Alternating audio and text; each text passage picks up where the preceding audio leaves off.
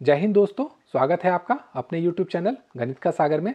अगर आप ये वीडियो देख रहे हैं तो आप सही राह में हैं यूपीएसआई निकालने के लिए, क्योंकि इसमें मैंने मैथ के ऐसे प्रश्नों को लिया है जो काफ़ी इम्पॉर्टेंट है एग्ज़ाम की दृष्टि से। ये पार्ट 5 है। अगर आपने 1 से लेकर 4 तक का पार्ट नहीं देखा है तो मेरे चैनल पर प्लेलिस्ट बना हुआ है यूपीएसआई मैथ का, आप वहाँ पर जाके देख सकते हैं। तो चलिए शुरू करते हैं। आज का पहला प्रश्न, इसमें जितने भी क्वेश्चन हैं सारे नंबर सिस्टम से हैं और ये सब यूपीएसआई में पूछे गए हैं प्रीवियस ईयर के। चलिए देखते हैं एक एक करके प्रश्नों को बनाना।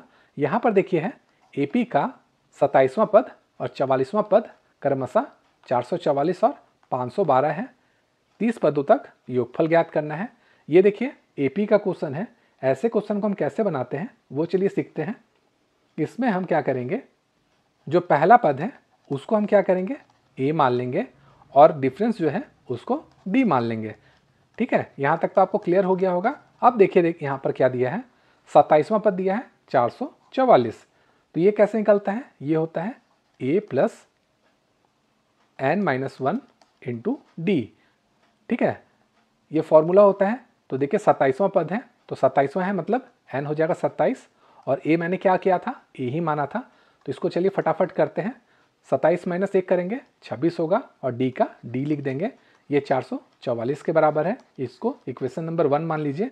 फिर देखिए यहाँ 44वां पद दिया है, सेम हम करेंगे तो यहाँ से आ जाएगा 43D इक्वल टू ये हो जाएगा 512 के बराबर। ये हो जाएगा इक्वेशन नंबर 2।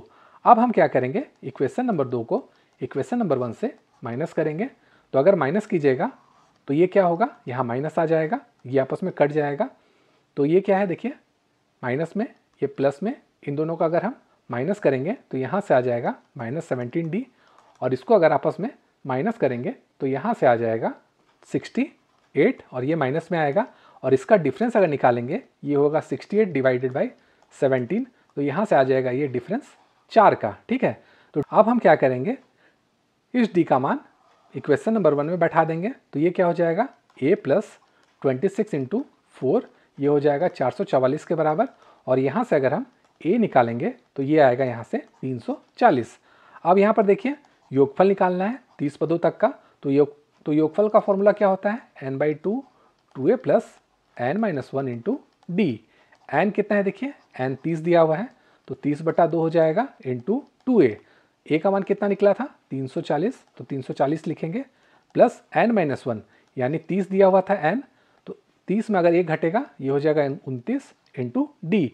डी देखिए कितना निकला था 4, तो यहाँ पर 4 लिख देंगे। अब इसको चलिए काट देते हैं आपस में, ये हो जाएगा 15 और यहाँ से इसको अगर गुना करेंगे ये हो जाएगा 680 प्लस ये हो जाएगा यहाँ से 106। अब इसको आपस में जोड़ दीजिए, ये हो जाएगा 6, 8 और 7। अब ये दोनों आपस में गुना हो जाएगा, गुना कीजिए तो यहाँ से आएगा 11940, ऑप्शन नंबर सी, और यही इसका आंसर हो जाएगा। आप बोलिएगा सर आपने इतना फास्ट गुना कैसे किया है, तो मेरे चैनल पे एक वीडियो है वैदिक मैथ के नाम पे, आप जाके वहाँ पे देख सकते हैं, जिससे आप 1 से 2 सेकंड में ऐसे प्रश्नों को गुना करना सीख जाएंगे। अब अगला क्वेश्चन देखते हैं। अब यहाँ पर देखिए जो क्वेश्चन है, उस समांतर श्रेणी के पहले 15 पदों का योगफल ज्ञात करना है जिसका 11वां और 7वां पद क्रमशः दिया हुआ है। तो इसमें भी सेम कीजिए, पहला पद को a मान लीजिए और जो डिफरेंस है उसको क्या करेंगे, हम d मान लेंगे। ठीक है, उसके बाद इसका फॉर्मूला क्या होता है, a plus n-1 into D और इसका मान दिया रहता है। तो मैंने आपको क्या बताया था, 11वां पद का दिया है, इसमें बैठाते हैं तो a प्लस 11 में 1 चला जाएगा, ये हो जाएगा 10 इंटू डी। ये किसके बराबर है, 6.25। ये हो जाएगा इक्वेशन नंबर 1।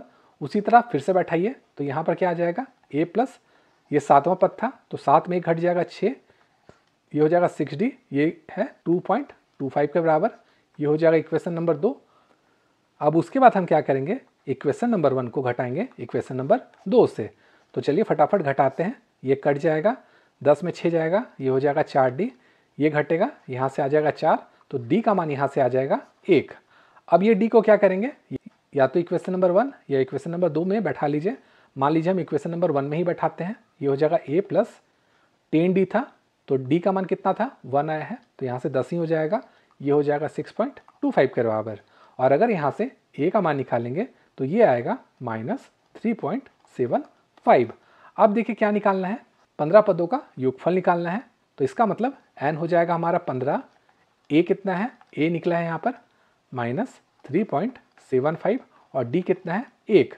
अब जो इसका योगफल का फॉर्मूला होता है n/2 2a plus n-1 into D, इसमें बैठा लीजिए तो ये हो जाएगा 15/2, यहाँ पर हो जाएगा 2 गुना -3.75 प्लस n-1, तो n कितना है 15, तो 15 में 1 घट जाएगा तो ये हो जाएगा 14 गुना 1, क्योंकि d का मान निकला था 1।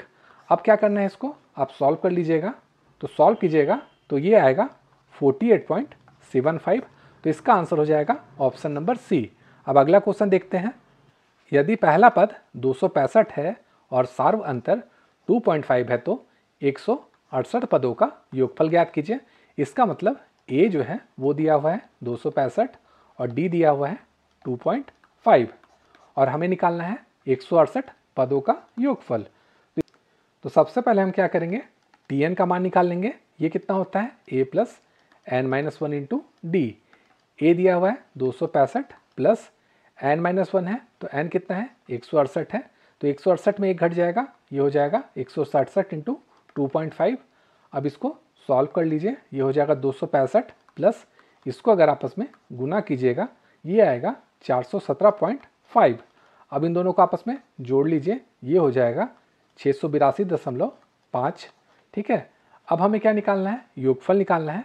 तो योगफल अगर निकालना है तो हम क्या करेंगे, इसका एक और भी फॉर्मूला होता है, ये होता है n/2 इंटू ए प्लस एल। तो n का मान कितना है, n का मान है 168, क्योंकि 168 पदों का निकालना है, बटा 2 कर देंगे। a कितना है देखिए 265 है, 265 लिखेंगे प्लस l। l का मान देखिए, यानी जो tn का मान आया है वो यहाँ पर बैठा देना होगा, ये हो जाएगा 682.5। अब इसको आपस में सॉल्व कर लीजिए, यहाँ से हो जाएगा 84 गुना 947.5। इसको आपस में गुना कर लीजिए, तो गुना कीजिएगा तो आएगा 79590। तो इसका आंसर हो जाएगा ऑप्शन नंबर बी। अगला क्वेश्चन देखते हैं। एक समांतर सीरीज यानी एपी में 21वां पद दिया हुआ है 151 और पहला पद दिया है 51। तो सार्व अंतर निकालना है, इसका मतलब डी का मान निकालना है। ए यहाँ पर दिया हुआ है और टी 21 का मान 151 दिया हुआ है। तो इसको हम क्या करेंगे, फिर से फॉर्मूला में बैठा लेते हैं। टी एन बराबर क्या होता है, ये होता है ए प्लस n-1 इंटू डी। तो यहाँ पर 21वां पद दिया हुआ है, यानी ये हो जाएगा a यानी 51 प्लस n-1 यानी 21 में 1 घट जाएगा, ये हो जाएगा 20 इंटू डी इक्वल टू ये कितना दिया हुआ है, ये दिया हुआ है 151। देखिए यहाँ पर दिया हुआ है, इसको सॉल्व कर लीजिए तो यहाँ से 20d इक्वल टू हो जाएगा 100 और अगर यहाँ से d का मान निकालेंगे ये आएगा 5। हमें d का ही मान निकालना था, तो इसका आंसर हो जाएगा ऑप्शन नंबर डी। अब अगला क्वेश्चन देखते हैं। एक आदमी जनवरी 2020 में रुपया 1550 बचाता है, हर महीने की तुलना में अपनी बचत में 75 रुपया की वृद्धि करता है। उस व्यक्ति ने वर्ष 2020 में कितनी वार्षिक बचत की है वो हमें निकालना है। तो जब भी ऐसा प्रश्न आएगा हम क्या करेंगे, देखिए यहाँ पर कितना बचा रहा है, ये बचा रहा है 1550 और अगर इसी तरह से वो बचाता तो पूरा साल कितना बचाता, इंटू 12 करना पड़ जाता क्योंकि 12 महीना होता है। इसको अगर करते तो यहाँ से आता 18,600। ये तो आपको क्लियर हो गया होगा। अब देखिए जनवरी में स्टार्ट किया तो फरवरी में अब क्या बढ़ा है, जो बढ़ा हुआ है उसको अगर यहाँ पर हम जोड़ देते हैं तो आंसर हमारा आ जाएगा। फरवरी में देखिए कितना बढ़ा 75, उसके बाद फिर कितना बढ़ा 75, यानी ये कितना हो गया अब 150। उसके बाद फिर कितना बढ़ेगा, ये बढ़ेगा 225। इस तरह से ये 11वां महीना तक जाएगा, क्योंकि देखिए जनवरी में 1585 था तो इसको मैंने यहाँ पर गुना कर दिया है। अब जो 11 महीना का बचा है उसको यहाँ पर हमें जोड़ना होगा। तो देखिए ये क्या बन गया, अब समांतर सीरीज में बन गया। तो इसमें ए कितना है, ए हो गया 75, उसके बाद डी कितना हो जाएगा, यहाँ डी भी हो जाएगा 75 क्योंकि 75 बढ़ रहा है। एन हो जाएगा 11 महीना, क्योंकि फरवरी से लेकर दिसंबर तक का ही हमें निकालना है। अब वार्षिक बचत बोला गया है तो इसका क्या करेंगे, अब हम फिर से योगफल निकाल देंगे। तो योगफल कितना होता है, ये होता है n/2 यानी 11/2 इंटू 2a। तो 2 गुना 75 प्लस n-1, तो n कितना है 11, 11 में 1 जाएगा, ये हो जाएगा 10 इंटू डी। डी कितना था हमारा 75 था, तो 75 का 75 करेंगे। इसको फटाफट सॉल्व कर लीजिए, ये हो जाएगा 150, ये हो जाएगा 750। अब इसको सॉल्व करेंगे, ये हो जाएगा 11/2 गुना 900। इसको क्या करेंगे, आपस में काट दीजिए, यहाँ से आ जाएगा 450। इसको अब सॉल्व कीजिएगा तो यहाँ से आएगा 4950, यानी 4950 जो है ये हमारा हर साल बढ़ा है। और हमने बचत ऑलरेडी कितना किया था, अगर ये नहीं बढ़ता बचत का संख्या तो ये था 18,600। इसको आपस में फटाफट जोड़ लीजिए, तो यहाँ से आएगा 23,550। तो इसका आंसर हो जाएगा ऑप्शन नंबर बी। तो आशा करता हूँ वीडियो आपको पसंद आई होगी। अगर आई है तो वीडियो को लाइक तथा शेयर जरूर कीजिएगा। Thank you.